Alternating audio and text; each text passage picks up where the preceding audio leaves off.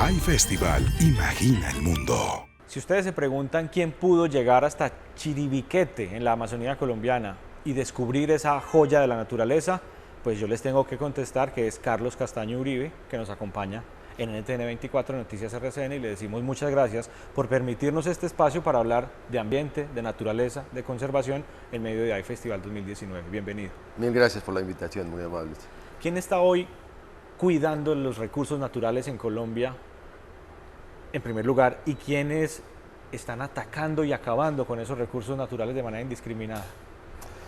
Bueno, la verdad, desde hace muchos años ya se ha ido generando un nivel de cierta conciencia en el país que nos ha permitido mejorar en el conocimiento y en la conciencia de lo que significa gestionar adecuadamente el medio ambiente de un país tan rico y tan biodiverso como Colombia. Es decir, veo que aquí el problema más serio muchas veces es que no hay suficiente entendimiento de lo que significa para un colombiano vivir en un país tan rico, con una oferta tan maravillosa como la que tenemos. Es realmente un privilegio. Nuestra posición geográfica, las condiciones, las características de la historia evolutiva geológica de este país ha hecho que seamos unos privilegiados. Pero lamentablemente hay que aceptarlo, hay que entenderlo y hay que ver cómo se contrarresta los dos grandes problemas, diría yo. El gran enemigo de este país es la ignorancia, es la falta de sensibilidad. En algunos casos es la extrema riqueza o la extrema pobreza. Todos esos factores combinados lo que están es conduciéndonos a una carrera desbocada por apropiarnos de los recursos naturales de este país, pensando que son ilimitados, sin pensar en un mañana, una visión absolutamente sesgada e inmediatista que no permite que tengamos en este momento la sensibilidad y la educación suficiente para entender el momento justo que estamos viviendo y lo que debamos a dejarle a nuestros hijos y a nuestros nietos. Instituciones, muchas, con muchas limitaciones para su actuación. El cuidar los recursos naturales no solo es una tarea de las instituciones que gestionan y manejan y administran los recursos naturales, como el Ministerio de Ambiente, las corporaciones autónomas regionales, en fin, hay muchos. Hay una gran cruzada de muchas organizaciones no gubernamentales. La sociedad civil se ha ido metiendo cada vez más en la protección y hoy, por ejemplo, tenemos grupos empresariales que están apoyando con iniciativas muy fuertes este ejercicio. Yo mismo estoy hoy aquí en el High Festival gracias a la empresa Sura, al conglomerado Sura, que ha permitido creer en una idea para contribuir a ayudar a salvar a Chiribiquete. Le entiendo perfectamente y comparto con usted que hay un problema de educación, de formación para la protección de los recursos naturales, pero también tengo que recabarle un poco sobre, enseguida vamos con la educación, sobre actores criminales que son una amenaza grande en la actualidad también para esos recursos naturales, la minería criminal, el mismo narcotráfico. ¿Cuál es la visión que usted tiene sobre esos actores criminales que inciden de manera negativa en los recursos? Bueno, es absolutamente claro que hoy el país está enfrentando una situación bastante dramática frente a todos esos procesos de transformación del territorio nacional. La ilegalidad es una de las causas que está alimentando la corrupción colombiana y definitivamente hay sectores de la población que están sacando un lucro muy importante de explotar inconvenientemente nuestro país, de hacerlo por la vía de la ilegalidad y hay por supuesto detrás unos carteles muy grandes que se están beneficiando con lucro muy particular a costa de todo el patrimonio de los colombianos.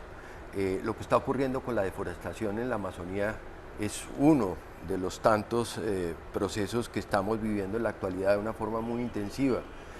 Allí hay grandes capitales de una economía subterránea que bien viene de los grupos alzados en armas que desde hace mucho rato han estado invirtiendo en la colonización Hay grupos, obviamente, con unos intereses muy fuertes, apoyados por estructuras políticas para poder lograr la ampliación de la frontera agropecuaria amazónica, muy en contravía de las políticas del Estado, de lo que se debe hacer hoy por hoy en Colombia, pero están causando un daño tan extremo que no han caído en cuenta que todos esos factores se nos van a devolver a todos en el país y muy particularmente a ellos, cuando las características, las condiciones, los servicios ambientales del país hayan mermado en una forma sustantiva. Carlos, el acuerdo que logró el gobierno Santos con un actor llamado las FARC le baja un poquito la presión a ese yugo que había sobre los recursos naturales, o en todo caso seguimos en una condición crítica, sobre todo en esas regiones como la Amazonía, la Orinoquía. Hay que entender que el hecho de que existieran grupos insurgentes como las FARC en buena parte del país haciendo presencia, amparados por las coberturas selváticas, por los bosques donde ellos se podían refugiar y amparar, se pensó que con el proceso de paz esto ya permitía levantar una talanquera para tener acceso de cualquier forma a estos espacios de alguna manera restringidos durante muchas décadas. El caso de del Guainía y del Caquetá es muy particular porque la gente opinó que con los procesos de paz las FARC ya habían salido de allí, pero no podemos olvidar que allí es donde están precisamente las principales disidencias hoy por hoy. Yo he tenido oportunidad de comprobarlo directamente. Los grandes grupos disidentes de las FARC, el Frente Primero, el Frente 27, están localizados en esta zona, pero a pesar de ello, lamentablemente, con una gran complacencia con el proceso de colonización que se está dando.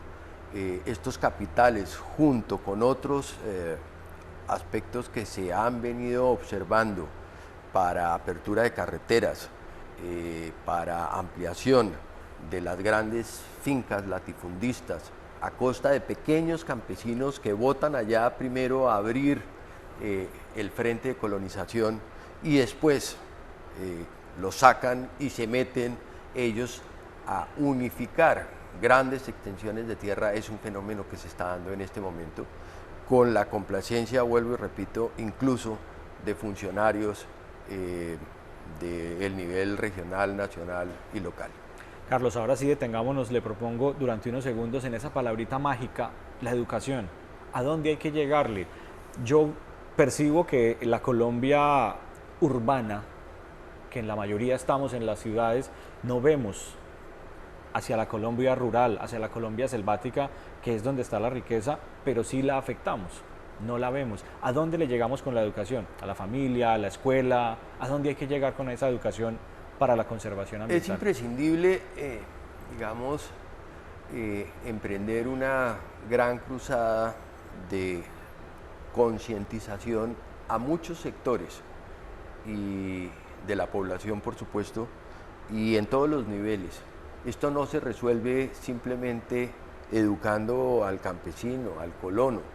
Hay que educar desde los altos dirigentes que toman las decisiones hasta el último de los campesinos que viven en las zonas más apartadas. Y hay que ser muy recursivos en la forma como lograr esas estrategias. Hay grandes impedimentos para que eso se pueda hacer de una forma adecuada, pero tenemos de alguna manera que romper esa inercia que no nos permite avanzar en un modelo de desarrollo donde la educación y la conciencia de lo que significamos nosotros como país, como nación, como identidad, se pueda reconstruir de unas cenizas muy profundas que están hoy debajo de un modelo de desarrollo muy inconveniente para Colombia, que no ha reconocido, uno, somos un país de vocación forestal, seguimos pensando que la solución aquí es ganado y ganado extensivo, es un error. Segundo, sin reconocer la importancia que tiene el patrimonio hídrico de Colombia, somos una de las naciones con ese recurso privilegiado, lo estamos destruyendo a unos pasos agigantados. Y lo que es más dramático, estamos perdiendo a una tasa muy rápida toda la biodiversidad y los servicios ambientales de este país. Entonces la educación empieza, como usted lo decía, desde casa, por supuesto, pero también hay que hacerla a todos los niveles, todas las instancias y toda la sociedad en su conjunto consciente de qué es necesario hacer. Con este panorama, ¿usted es optimista o usted cree que no tenemos salvación a la vista?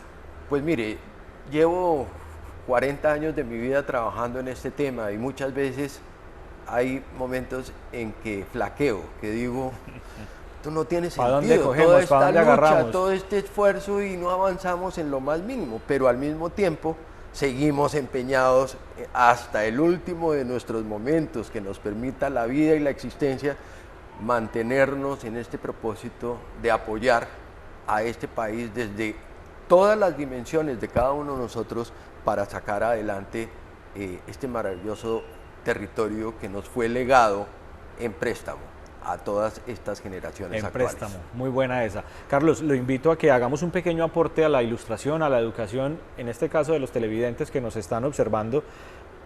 Ayúdeme a dar una pincelada sobre esa gran joya que usted descubrió, sobre Chiribiquete, la Capilla Sixtina de la Amazonía, he leído por ahí que le llaman.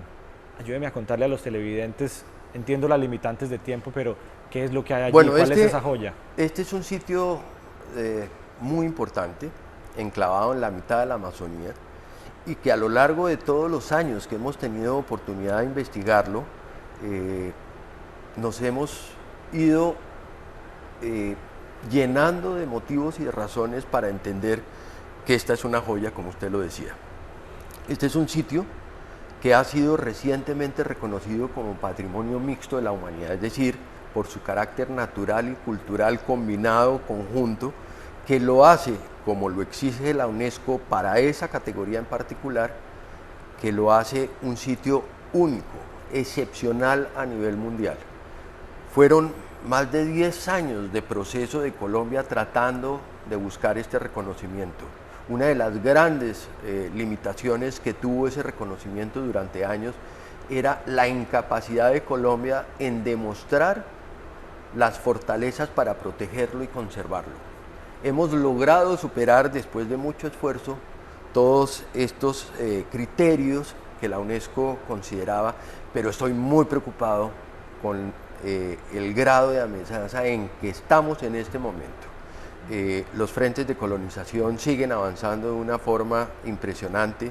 No veo ningún tipo de señal en este momento por parte de la sociedad colombiana y de las instituciones para frenar este flagelo que va a consumir el parque en menos de 1 o 2 años si no hacemos una acción muy decidida, muy contundente y desde todos los puntos de vista posibles, porque esto no se soluciona solo con represión, no se soluciona solo con darle y brindarle a las comunidades periféricas unas condiciones adecuadas. Aquí hay muchas tareas que tenemos que emprender de una forma muy decidida, muy contundente, pero en el cortísimo plazo. En 2 años esta conversación seguramente de no hacer nada será de otro tipo. 2 años, eso suena muy apocalíptico. Muy apocalíptico. Así estamos de mal. Hoy se están perdiendo 25 hectáreas hora en los departamentos de Caquetá y Guaviare, que son los departamentos donde está Chiribiquete. A manos de los colonos. Así es. Usted se imagina seguramente a lo largo de muchos años que ha investigado y que ha estado allá en la serranía, cómo eran los humanos de ese momento, cómo trabajaban en el arte rupestre, cómo era un poco la cotidianidad de esos seres desde la antropología, en lo que usted es un profesional, por supuesto, para ir terminando esta entrevista y tratar de recrear con nuestros televidentes cómo era esa vida de hace miles de años allí. Su pregunta es, en últimas, la esencia del trabajo que he tratado de hacer a lo largo de todos estos años como antropólogo y como arqueólogo, para no solo estudiar ese patrimonio maravilloso que hemos podido ubicar allí en la serranía del Chiribiquete, sino muy particularmente para resolver preguntas muy fundamentales de la existencia de estos pueblos pasados, pretéritos, que poco a poco me han llenado de razones para quedar muy impresionado con un desarrollo conceptual, filosófico, que está detrás de todas esas pinturas, que lo que nos está demostrando es ese germen, ese fundamento, esos criterios muy filosóficos y conceptuales que le dieron la base al pensamiento chamánico de buena parte de este continente.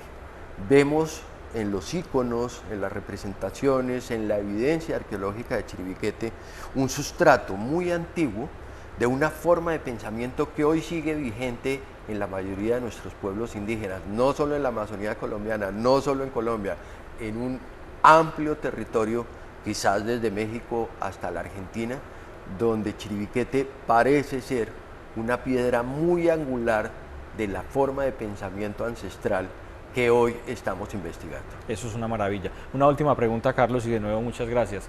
¿Hay nuevas generaciones investigando o las nuevas generaciones están pensando en otra cosa, están pensando en superficialidad, están pensando, no sé, en la vida fácil, si se quiere, o están investigando y metidas en eso? Yo creo que hay mucha gente en el país consciente, preocupada, con muchos deseos de poder incursionar en su formación profesional en estos temas.